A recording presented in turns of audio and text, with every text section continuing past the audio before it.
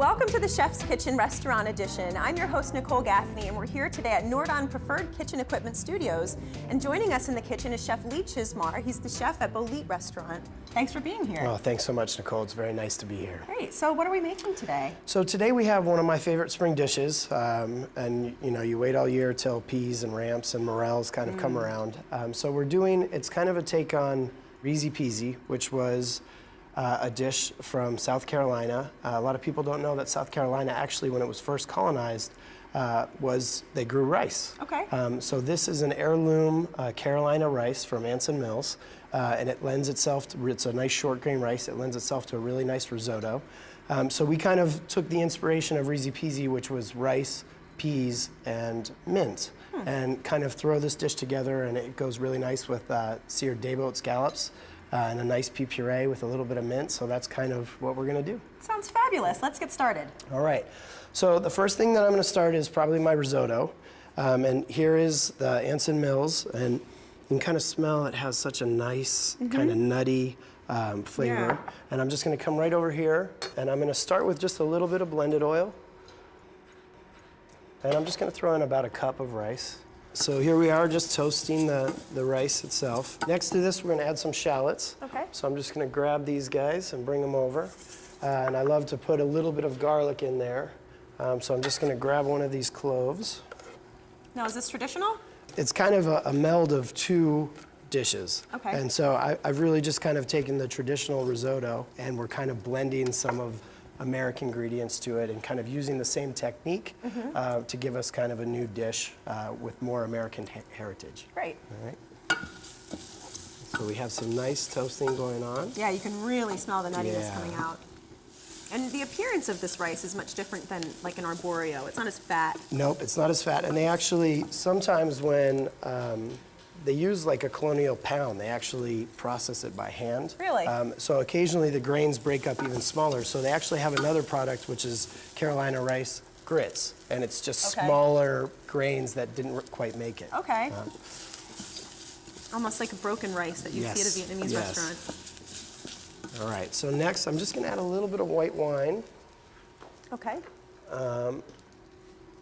And then we'll be ready to start adding. It's got a hot pan there. Yeah, let's go ahead and turn this down just Now, how about this kitchen? We've got some beautiful equipment to work with today. man, I wish I could cook here every day. So now I'm gonna go ahead, I have some warm mushroom stock here. I can smell this, it smells fabulous. And I'm just gonna slowly start adding this. And basically I follow the traditional risotto method, kind of adding in thirds. Okay. And so that's gonna be our first start. So I'm just gonna turn this down. We're gonna kind of stir it as much as we can. Next, we're gonna start with our sauce. And this is a super simple sauce. What I'm gonna do is just take a few peas. And these are freshly shelled peas? Yeah, these are shucked English Gorgeous. peas. And then what I like to do is, I'm gonna bring this over. I have some pea tendrils. Those are super sweet peas. They're very nice. They're very nice. So this is just some Liberty Garden spinach that we have. Then I like to throw a little bit of mint leaves into here. So I'm gonna just step over here. I have some nice blanching water. It's salted. It tastes just like the ocean. I'm gonna go ahead and drop these guys in. About how long will they take? You know, the starch content of the pea is always a little bit different. Yeah. Probably about 2 minutes, but Okay. they could take even up to 4 to 5 minutes. wow. And it's one of those things you just kind of check as it goes. Okay. So as these get a little bit closer, we're gonna go ahead and add the greens right at the end, and then we'll strain them out and we'll shock them in ice, and then we're gonna do basically a cold puree. Stay tuned for more from the Chef's Kitchen Restaurant Edition. It's a great experience to be here at Nordon because all the equipment I have in my own kitchen, so I feel at home. The peas and the mint are kind of in there, so I'm gonna go ahead and strain these guys right out.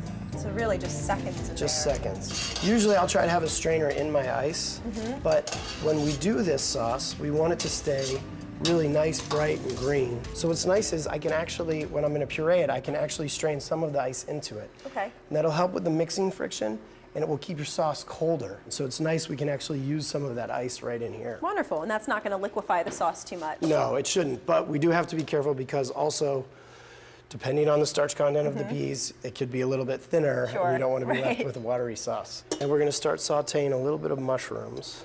What kind of mushrooms do we have? So we have morels. These ones were foraged from the Pacific Northwest. Nice. And they're pretty nice, super expensive. But usually if you wait a couple weeks, the market gets a little saturated with it and it comes down in price. It's good to know. It is. We actually have some of the best morels that I've ever seen or tasted in my life were from Pennsylvania. Really? So a lot of people don't know that, but we do have some really great morels that grow Fantastic. local. All right, so I'm gonna go ahead and I'm gonna turn this down just a notch because we have some really nice color here.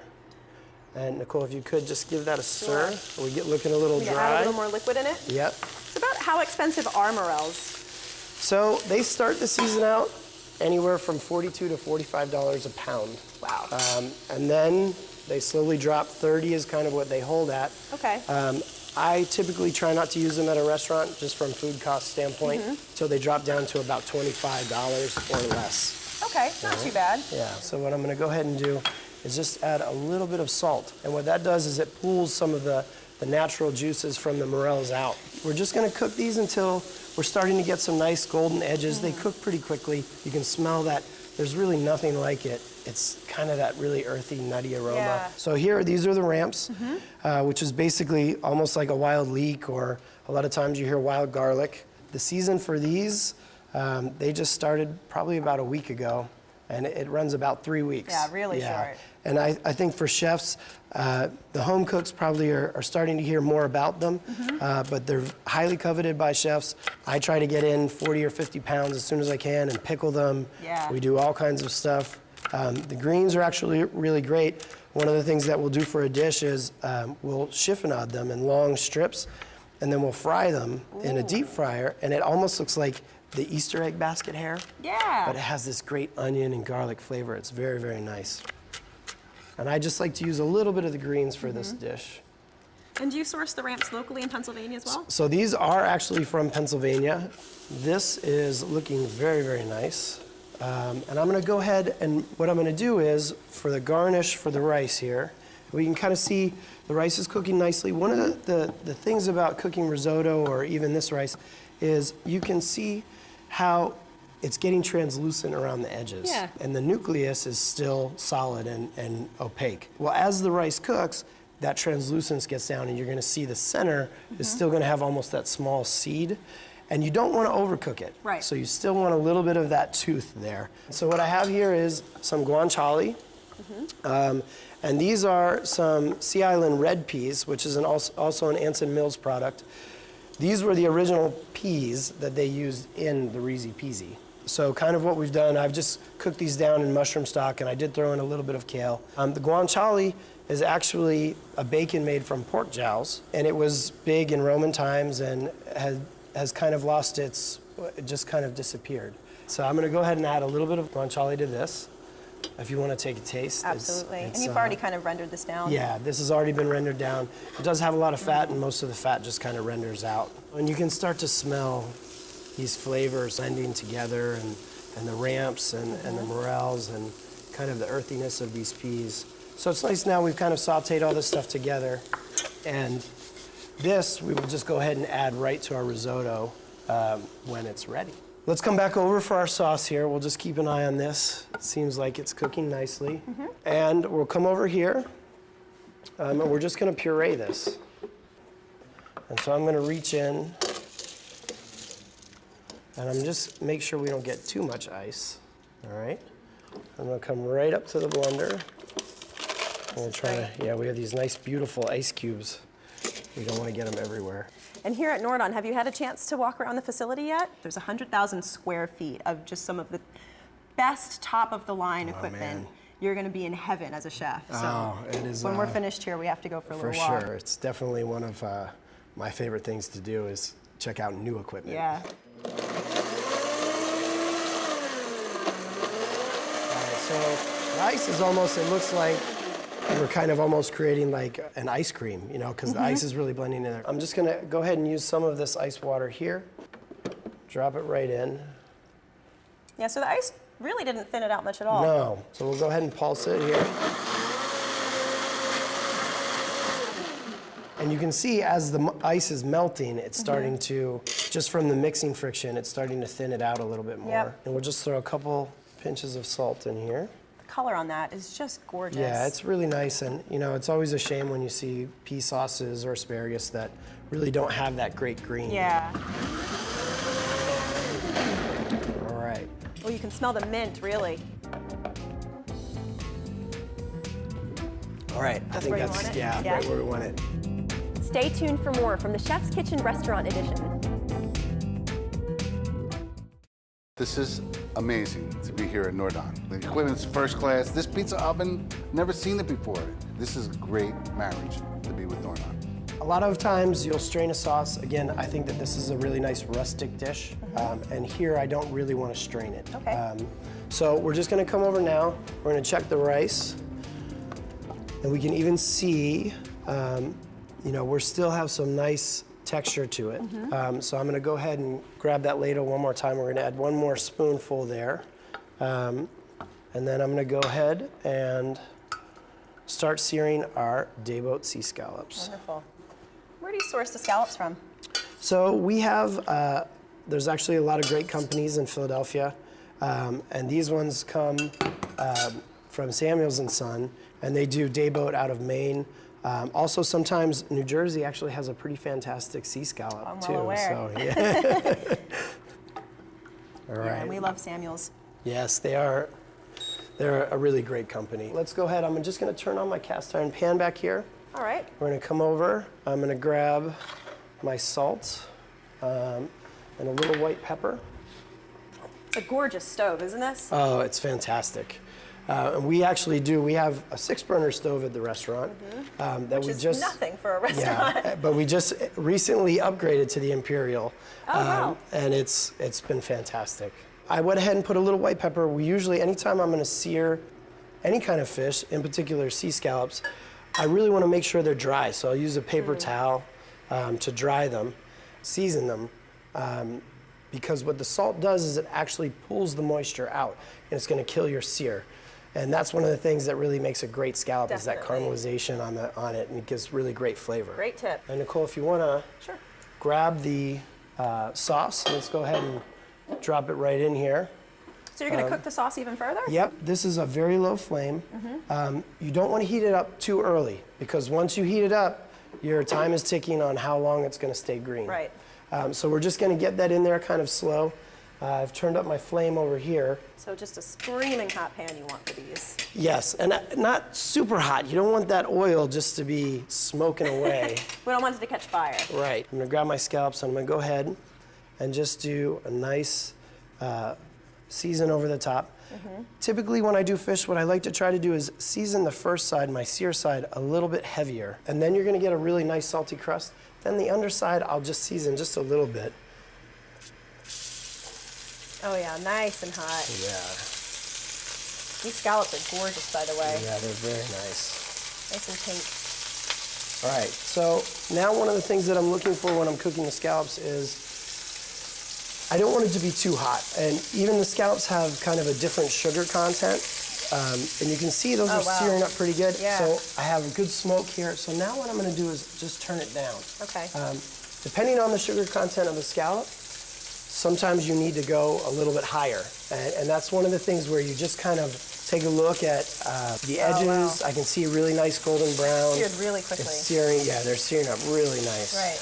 You want that Maillard reaction, the caramelization of protein. So I want to get the best, you know, crunchiest sear that I can. Yeah. So I have turned down the flame pretty low, and we're just going to kind of let them ride there for a minute. And especially the cast iron is going to hold in a lot of the heat too, Yeah, so the which temp's is not going great. to drop dramatically. Usually when I cook fish, I cook it 3/4 of the way on one side, and then when I flip it over, I can turn off the heat, and just the Oh, wow. natural heat from the cast iron Yeah. carries through. And you cook with cast iron a lot? Yeah, that's Yeah. how we cook almost all of our Nice. proteins at the restaurant. Okay, so let's just take a quick look at our risotto. I'm gonna go ahead and turn this up just a little bit. And I'm gonna go ahead and give it a quick taste to see where we're at. You want to cook your risotto over a fairly low flame?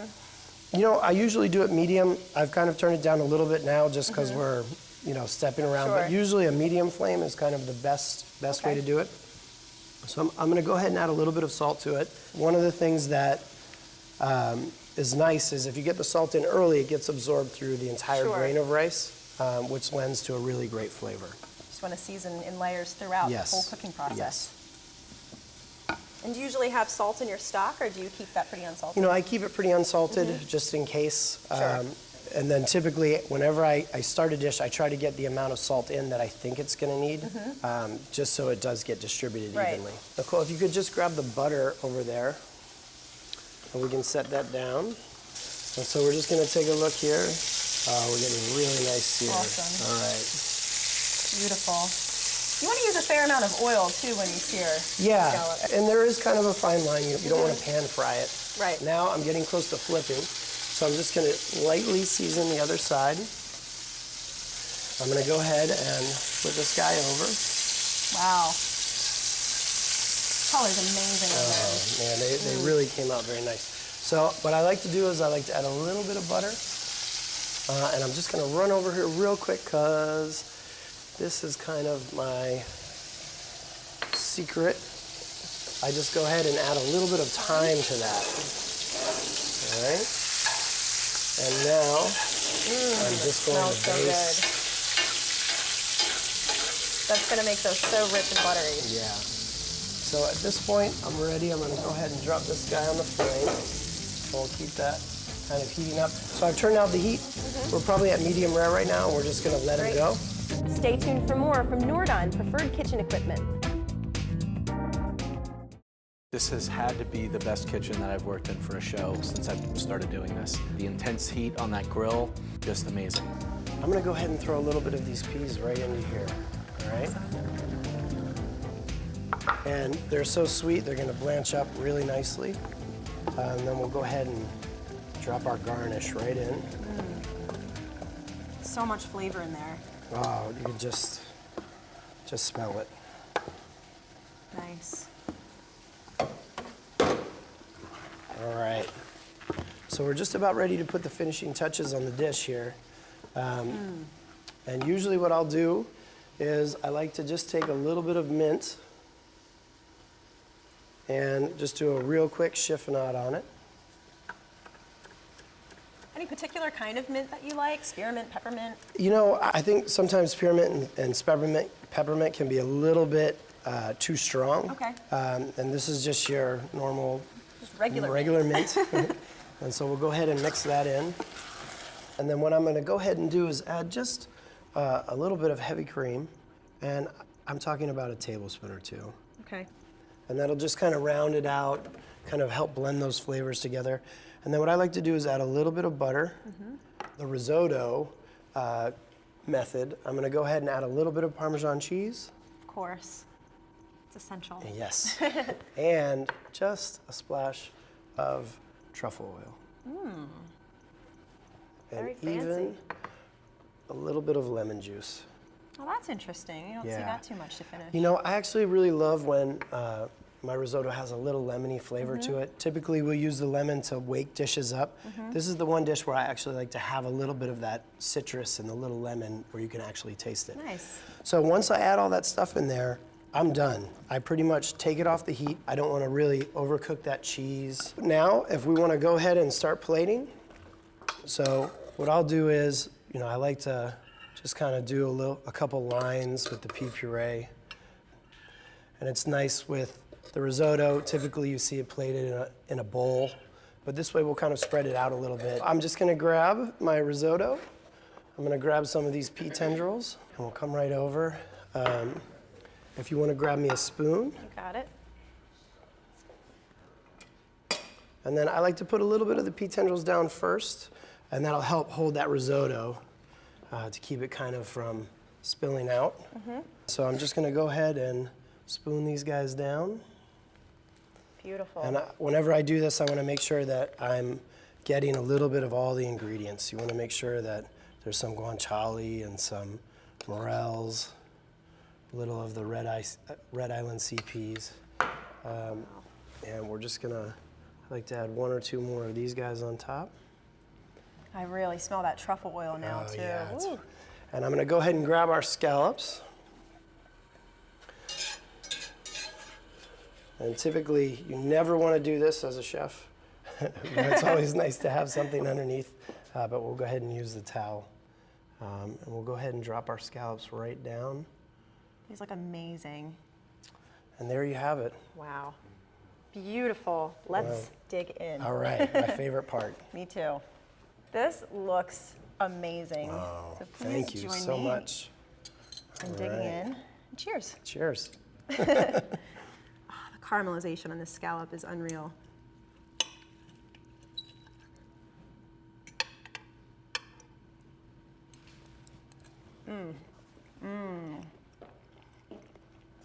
Lee, this is so beautiful and fresh.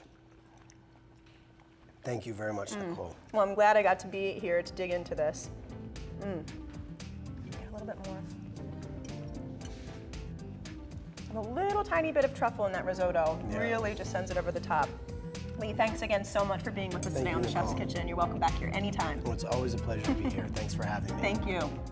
Nordon is special because we have everything in-house under one roof. So when somebody sees a brochure, they come to Nordon and Nordon brings it to life. The equipment is so fantastic, and they pretty much have everything you could possibly dream of as a chef. The typical Nordon customer comes to us for equipment expertise. The equipment is top-notch. The variety of products that they have is incredible. When you come here and I see 4 things that I want or need. If you need something in the Philadelphia, Delaware Valley area, Nordon is your #1 choice.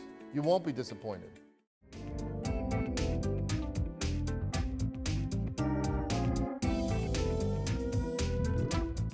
To be here at Nordon and cook in this kitchen is pretty incredible for me. At our restaurant, we have such a small kitchen and the equipment's a little outdated. This is fantastic. It's a chef's dream come true to have all of this wonderful equipment here.